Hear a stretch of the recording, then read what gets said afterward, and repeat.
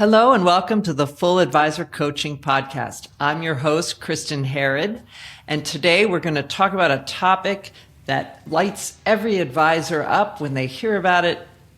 It's about AI, but is it really? We'll find out. Today I welcome Matt Halloran. You may know him as a voice in the industry from his book, Shut the F Up and Listen, or from his newer role as Chief Evangelist at Zocks. Matt, welcome. And I think we have to call you Matt GPT now. Well, I do like the moniker, but Matt's just fine, and I'm super happy to be here. Thank you. Yes, and I can't help but say I wouldn't be sitting here today interviewing you on my podcast in its third year had I not met you originally and had you help me kick off my podcast way back when. So thank you.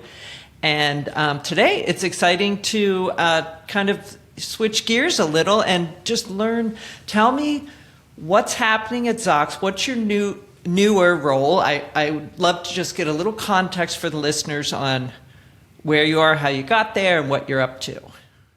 Well, so for the last 8 years, I have been doing all I can possibly do to become more influential in financial services. And Kirk, my old business partner at Proudmouth, we built a whole system to help people become more influential. And Kristen, we tested it all on me, right? And some things did not go well, and some things went incredibly well. And so last year, at the beginning of 25, Indigo Marketing listed me as the 10th most influential person in financial services. So we knew the system worked. And then due to a series of unfortunate personal events, I needed to step back from being an entrepreneur.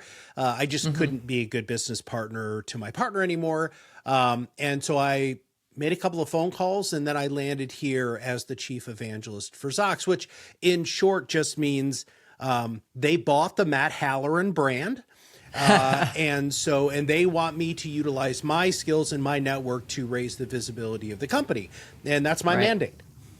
Yeah, great. No, and that, I think you're probably one of the best out there in terms of just, I'll say likability and approachability and being a really positive voice, an enabling voice in our industry to really call out like what's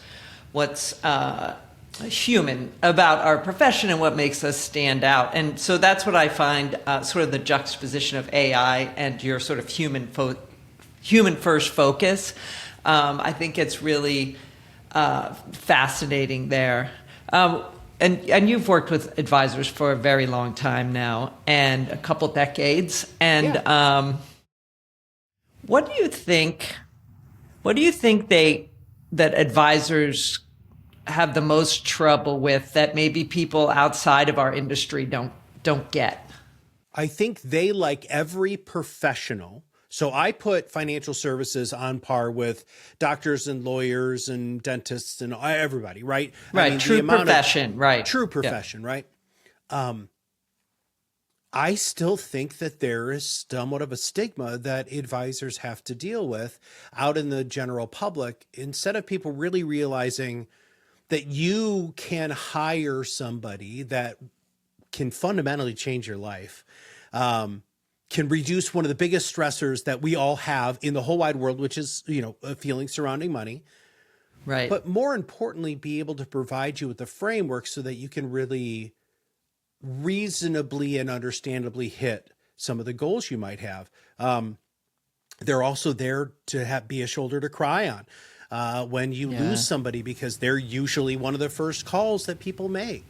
Right. And I think today, one of the big shifts that we're going to start seeing is advisors becoming more of the family's advisor. It's not just going to be you're working with mom and dad, but you're going to be working with the whole family, just because of this great wealth transfer conversation we've been having for the last 5 years is really happening.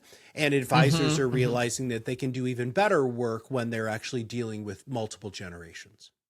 Yeah, I'm actually seeing that trend too in the clients I've been working with, and just the focus on trying to bring in the next generation and have those conversations early.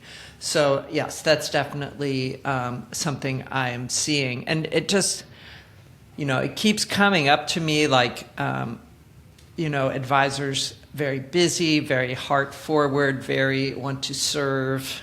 And I see that come through. And I know there's a disconnect between what the public knows on that and what we know as being in the industry and being service providers and professionals and influencers in the industry. We see it. We see the heart. We see the humanity within the profession that doesn't always come through, to the public. Hey there, it's Kristen. Quick break. If you're enjoying the show and you want more, head on over to fulladvisorcoaching.com/resources. You can download the toolkits that I have there and join the free insider community. You'll be the first to hear about new trainings, fresh podcast episodes, and I share with you real-world strategies that I see working for advisors right now. That's fulladvisorcoaching.com/resources. Go sign up. It's completely free. And now back to the show.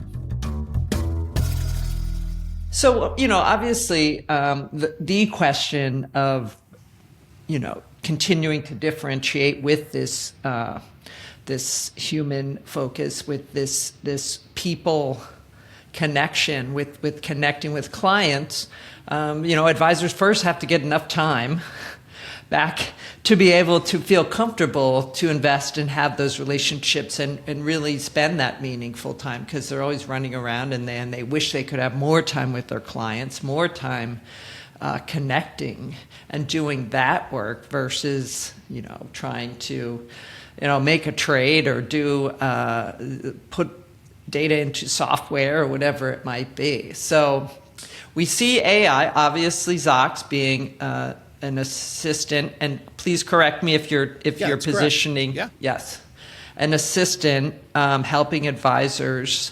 How are you seeing advisors being able to benefit from the freed up time that the tool is obviously giving to us in the industry? Yeah. So first off, we should quantify the time, because we've actually done that. So we've have two very large groups of advisors who we have very deep relationships with, RFG and Carson. Okay. And they both did their own tests. And on average, Zocks is saving their firms 10 hours a week.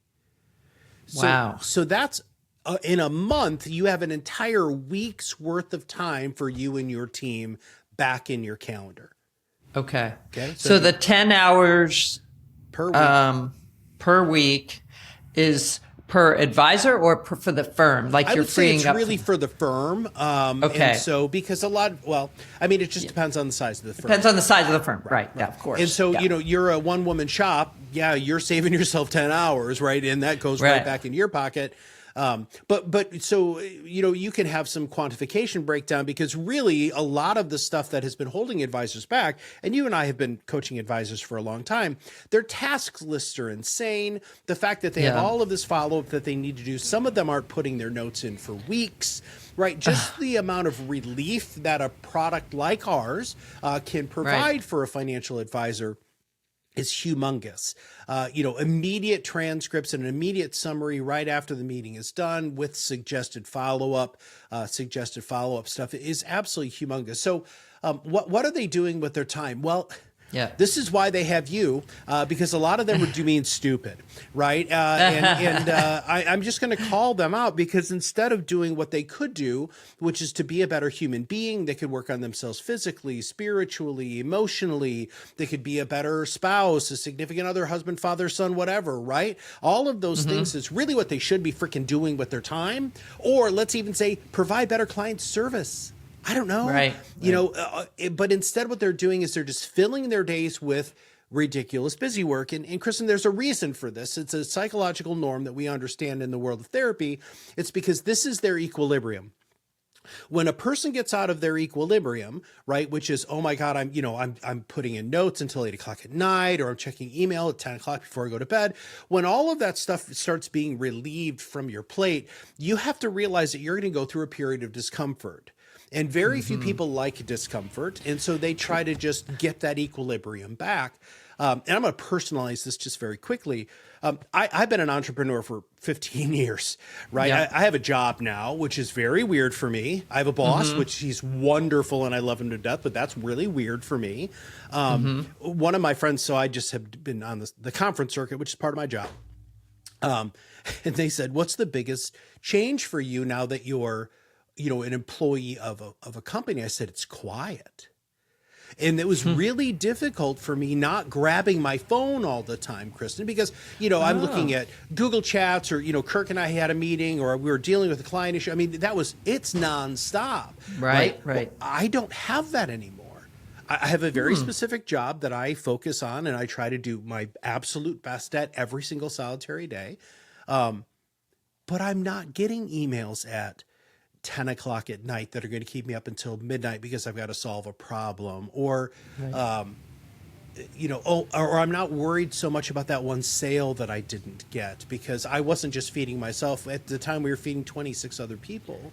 Right. And so there's advisors need to realize that there is a level of discomfort change, which advisors don't like a bunch of change, but change that has to occur when you implement a system like ours to allow you to get the full benefit.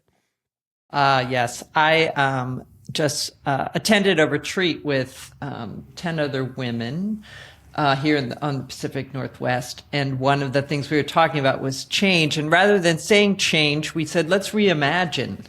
Reimagine what our days can look like, what our life can look like, what our assumption is on what we think things should be, and how do we refocus, reimagine. We all stepped away going, I like reimagine, because it's like saying, I understand there was a way it used to be, and I'm allowed now, I have permission to reimagine how it can be. And having been the recipient of plenty of therapy in my life, I can tell you that, yes, it is hard when you're in that like, okay, now I've kind of gotten rid of all those things that at least I could do. And then it kind of opens up maybe that insecurity voice, or that voice of like, imposter syndrome, all those various things, because you're like, if someone is using that time for work, they're probably then going, okay, well, now I need to reach out and connect with someone. And whether it's for business development, which is where a lot of my focus is now, on helping people create those one-to-one relationships where they're following up, checking in, but it also opens the door to a lot of creativity, right? Because we're taking away these small tasks that kind of nip at your brain. Yeah.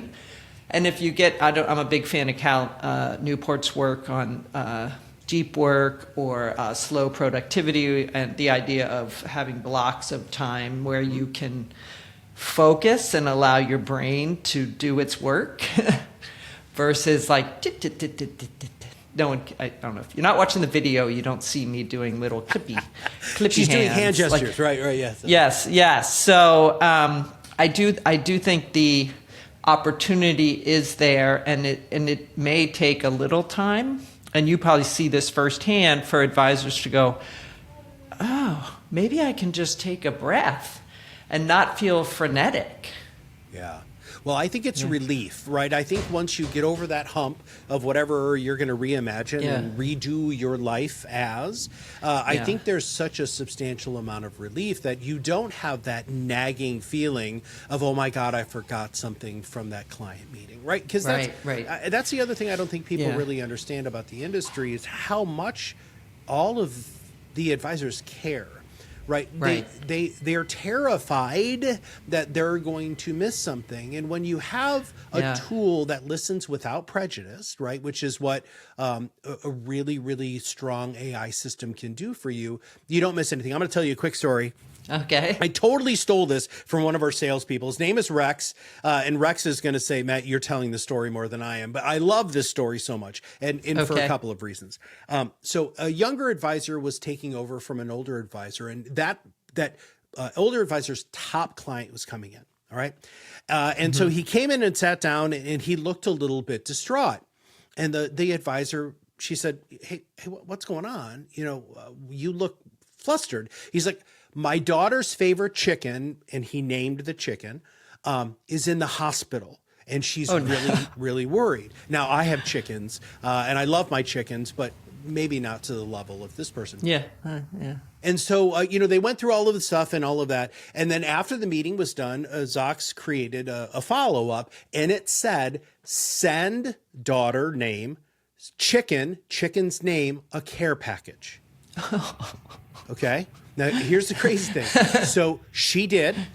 Right? Yeah. Not only did she win the biggest client of the advisor she was taking over, she also got the daughter. Because again, she did not write down the name of the chicken because it was just, polite talk at the beginning. But our AI realized that was important to that, because it was one of the first things that they said. It was really important to that client. And those are the little things that help advisors just feel so much more secure that this tool is really, truly helping them be better advisors and, in my opinion, a better human. Yes, and I think once you can trust that the note taker is taking accurate notes, because we've all used, I'm sure, the platforms when they were early. I haven't used Zocks because it's for advisors and I'm not a pricing advisor, but even some of, even the Zoom one where it takes the chat, you're like, that's funny. I don't think I was in that meeting, but I mean, the way that they are so on the money, and there's almost an intuition in there, which, by the way, don't worry, everyone. It's not creating its own brain yet, Listen to Cal Newport on that.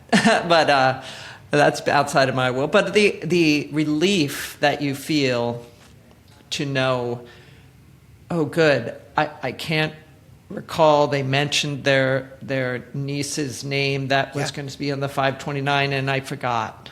Yeah. And then you don't have to ask. You don't have to be flustered. You can just go, okay, I know it's in the notes. Okay, good. Yeah. Well, you just said something too, real quick. I'm sorry that I just want to touch on, because you introduced Zocks as an AI assistant, and I just want to take that just a little bit farther very quickly. Yeah. Which is one of the things that we've released now is we're actually, it's just out of beta. Advisors can now go into their book of business and type in, who should I talk about 529s for? And it will go back and say, this person had a grandchild, this kid just had a kid, blah, blah, blah. And all of a sudden give you a list of people that you need to reach out to, or that you can reach out to. And of course you can do that with Roth conversions and IRAs and rollovers. Medicare, and all those Medicare, things. all of those sorts of things. Yeah. I absolutely love that. Yeah, that... the relief in my brain already, like I'm going back in time 20 years when I had my firm. I'm like, I would have loved.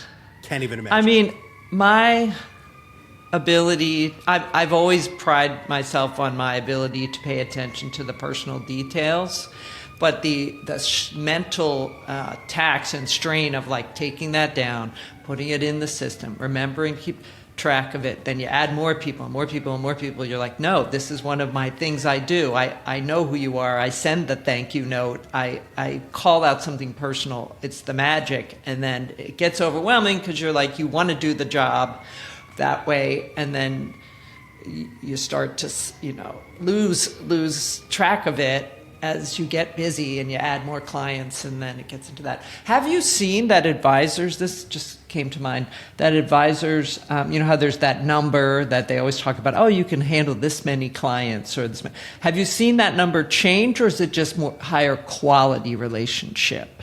Well, like, can I take on more, or is it just better? Well, so I don't think anybody's done a study now on that. So that study that everybody's referring to is about 120 relationships that you were able to go ahead and maintain professionally over time. And we as coaches have hung our hats on that forever. I think right now we can really quantify depth of relationship and quality of relationship, but I don't necessarily think we could really focus on more relationships. But again, and I'm going to push back on that rather aggressively, because I don't want you to just fill this back up with more and more and more and more and more, because here's the deal. And I learned this from one of my old mentors named Steve Sandusky. And he said, it's called the hedonic treadmill. Yes. And you get on it and you run and run and run and run and run. You'll never get off. And what I believe, and this is one of the reasons I was hired. So when I positioned myself here at Zocks, my boss, Michael Murphy, said, okay, tell me what you want to do. And I said, I want to do now what? I said, for the last 20 years, I've worked with advisors, and now I finally am able to say to them, now what? Because I have always been the work-life balance guy. My background is as a therapist and a life coach, right? My whole goal is to have these unbelievably thoughtful, meaningful professionals actually start having just a better life. Because first off, when you and I first started in the industry, most people were just going to die at their desk, right? That was like a badge of honor. I work 90 hours a week, right? Okay, well, luckily we're starting to get past that as more millennials specifically get into the workspace with a lot of experience. That's not how they want to live their life, thank God, right? I just think that's fantastic. Right. But let's just dive in more deeply to what could your life be like? What do you want to do instead of what do you have to do? Right. You are speaking my language. It's when I rebranded from my own name to Full Advisor Coaching, it was all about get a full practice, but it was really about what fills your cup, what fills you up, how do you feel full from being a whole person, right? So is that growing your business and leading it and championing it and creating jobs and creating influence or impact to your clients? Is it saying, hey, I have a nice living for me and for my family, and I'm freeing up and I'm healthy and available and here for my kids or here for my neighbors or my community? What does that look like? And so I love the idea of, again, the reimagining. If you haven't done it in a while, taking the pause and saying, what's important to me right now? I mean, how many advisors do that values exercise with their clients? They start with values-based planning. They're like, okay, let's make sure we're aligning your money with what matters to you. Let's be intentional.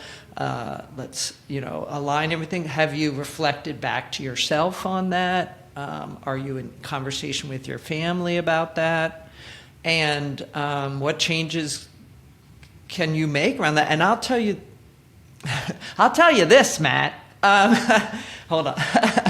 No, I'll say what's really to me, and I want to get into, while we have time, around AI not feeling human and all that stuff. But what I find to be one of the most exciting things about AI, when you learn to use it in a way that's in service of you doing better work and taking work off your plate, as I have been working very much over the last few years to learn it, understand it, apply it. And it's allowed me more bandwidth to have better quality relationships with my clients, which I love. It's allowed me more time to be able to have these interviews and really get in, really dig in and understand and love it. And I have a senior in high school.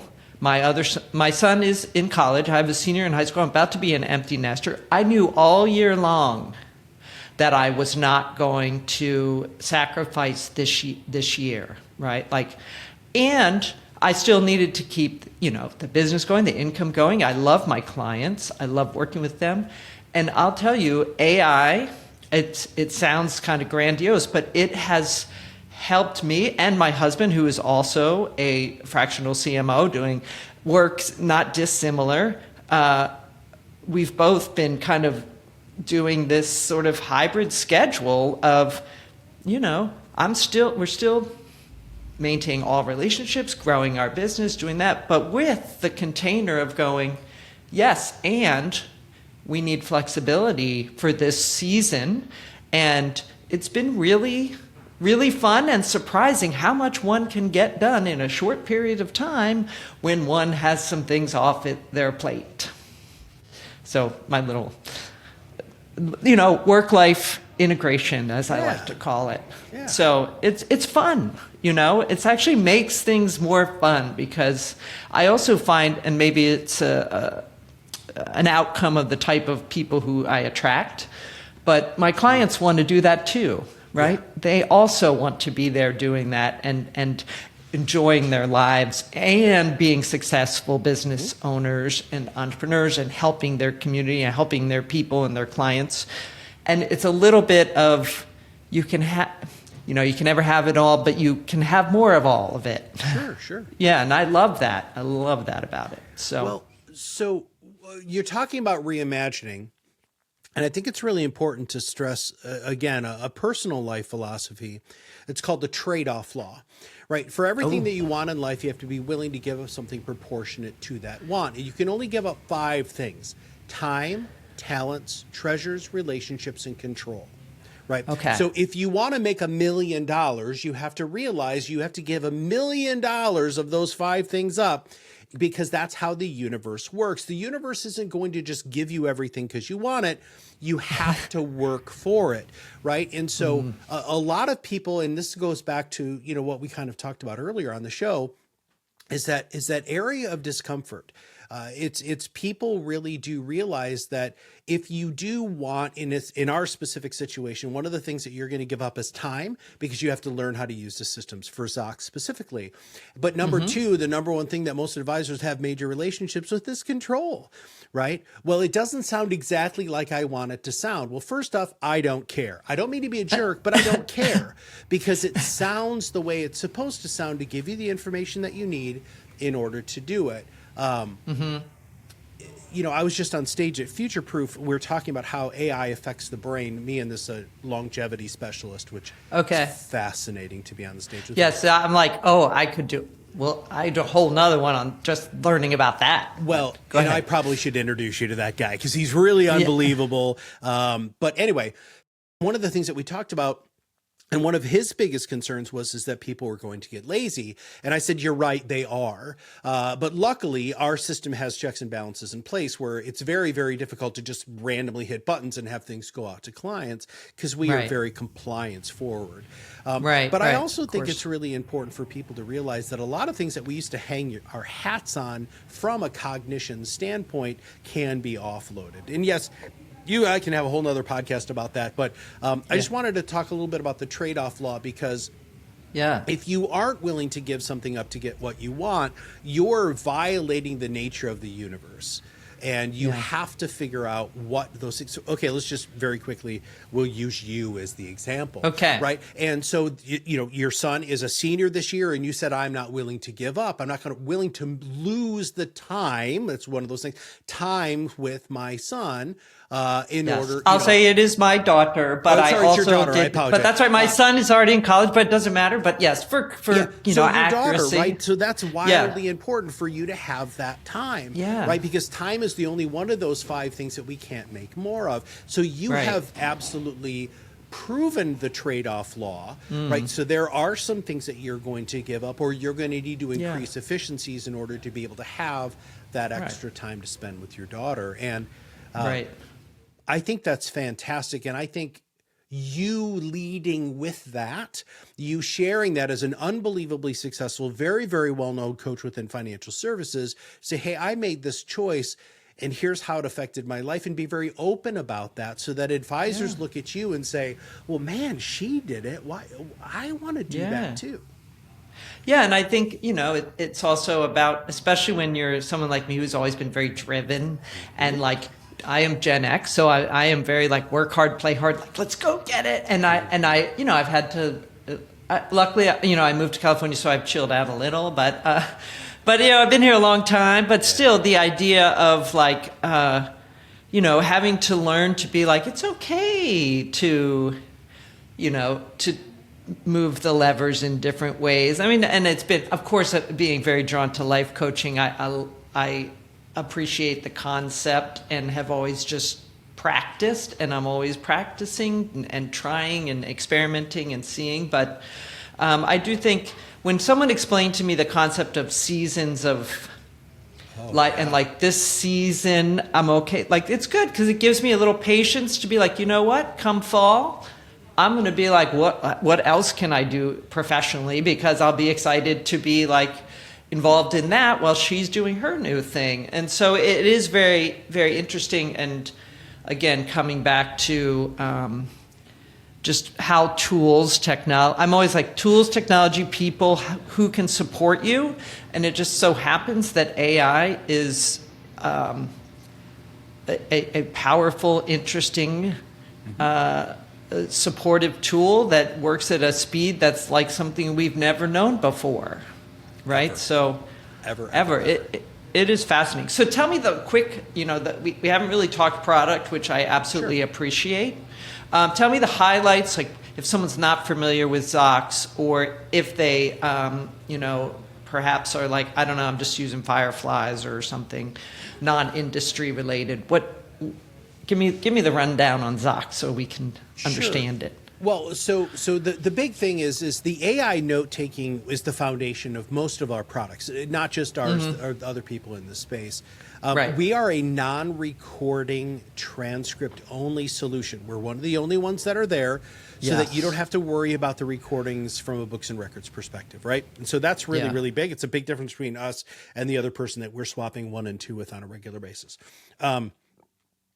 But what we did was we decided, well, we were getting so much good information from those, the transcripts and the summaries, that we can do pre-meeting work now. We can do post-meeting work. We can do post-meeting follow-up. But what really separates us from anybody else is the two-way integrations. And so people ask me all the time, how do I make an AI decision? And I say, it's all about your tech stack. All right, so tell me what your tech stack is, and I'm going to tell you if we're a good fit for that tech stack, or if AI is a good fit for your tech stack, because there are tech stacks out there that are not API friendly at all. Oh, okay. And it's very frustrating to us and to many other people in the space, because we know that it's actually not easy, because it's a lot of work, but to build those pieces of two-way communication. But a lot of the other AI assistants out there are really just one way. So they can pull information from eMoney, from wealth.com, from tax software, Right Capital, things like that. We actually can push, which is really, really, really important. So Kristen, you and I are having a great conversation. You're my advisor. And I bring up, hey, I bought a new house in Kentucky. We're going to spend, the 51% of our time there. I just adopted 4 children from Ukraine. I divorced my wife, and I'm estranged from 3 of my children. And I just got a bonus of $1 million. Okay, so obviously there's a whole bunch of stuff there, and that would be a nightmare meeting, right? Yeah. But what happens is it will say, in the summary, it will say, do you want to update the estate plan? And then it will push the appropriate information in the right field to field view into wealth.com or whatever you're using, Holistic Plan, blah, blah, blah. It also does the same thing to eMoney and a bunch of other financial planning tools, because I said a bunch of things there that will change your financial plan. Do you want to change these? And so that two-way communication just makes this really efficient. My biggest gripe, I was going to use a different word there. My biggest gripe when I was a financial coach was none of your software talks to each other, right? Your CRM's over here, your planning tools over here, your tax tool, your billing tools over here. So what Zocks is, and this is not an approved analogy, I'm just going to say that aloud. It's like you're an Oreo cookie. So, right, here's your software and here's you being an advisor. We're that yummy, delicious stuff that's in the middle that makes the whole thing work. And as we continue to develop, which we're spending a substantial amount of resources into development, that's only going to get easier, better, smarter, faster. And so that's pretty much Zocks in a nutshell. And I think the big difference between us and anybody else is we are focused on helping advisors not just run a better practice, but have a better life. Yes. And that's one of the reasons I'm here. We've actually starting to build a team surrounding that. All of my content really has to do with what can you do to be a better human, not just to be a better advisor. Yes, and I think that will continue to circle, as we circle back to the beginning of the conversation, continue to differentiate advisors in the market and have the public start to see that it's a profession with humans who care, who want to help, and it's like, okay, yes, this is a way that we can free our advisors up so they can have that meaningful connection, those meaningful relationships, and or fill their own cups so that they're more energized, ready, and able to help and handle the emotions and the heaviness that can come with some people, working with people as they transition through major things in their life, and you're able to be there and support them. So I just love it. I could talk to you for days, Matt. Well, I adore you. I it. think you're a magnificent human being, and you're one hell of a podcaster, so I appreciate it. Well, I'm having a blast. I'll tell you. It's really fun. And when I'll tell you, nothing feels better than someone going, I heard you in my ear today when I took my walk. I'm like, oh my goodness. That's so exciting. Because I know how fulfilling that is to me when I'm taking a walk and I'm tuning into something and I'm learning and I feel so good about it.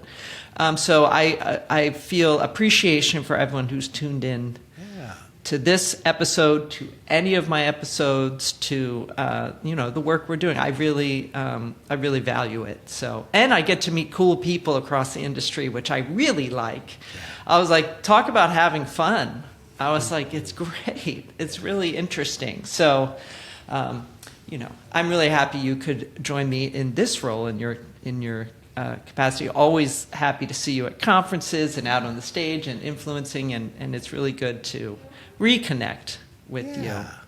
Is there how can people listening, if they're like, wow, this sounds pretty cool, let me check it out, what's the best way for them to either get in touch with you or with Zocks? What's the call to action here? Well, so they can follow me on LinkedIn, so that would be easiest way. If you literally type in Matt Halloran, I am the first thing that comes up, mostly by design and a lot of work. Or you can go to zocks.io/MattGPT, and then you will be able to go ahead and schedule a demo if you want. You can find more about the content and stuff that I'm creating and find out more about Zocks specifically. Okay, great. And we'll have that in the show notes, so not to worry. It's all there. And and with that, if anyone also is interested in connecting with me, I too am on LinkedIn at Kristen Herod, 2 I's, 2 A's. Kristen with 2 I's, Herod with 2 A's. And you can find me at fulladvisorcoaching.com. And with that, we'll take a wrap for today, Matt. I hope to have you back again in the future, and I hope to see you out in person sometime within the next few months. So thank you, everyone, for tuning in, and go out and make it a great day. Thank you for tuning in to Full Advisor Coaching, the podcast. If you enjoyed today's episode, please hit the follow button so you'll never miss an episode. To learn more about how you can become a part of the Full Advisor community, visit fulladvisorcoaching.com. Remember, stay connected and get notified as soon as brand new episodes release. Click the follow button now. The content has been made available for informational and educational purposes only. The information covered and posted represents the views and opinions of the guest and does not necessarily represent the views or opinions of Kristen Herod or Full Advisor Coaching.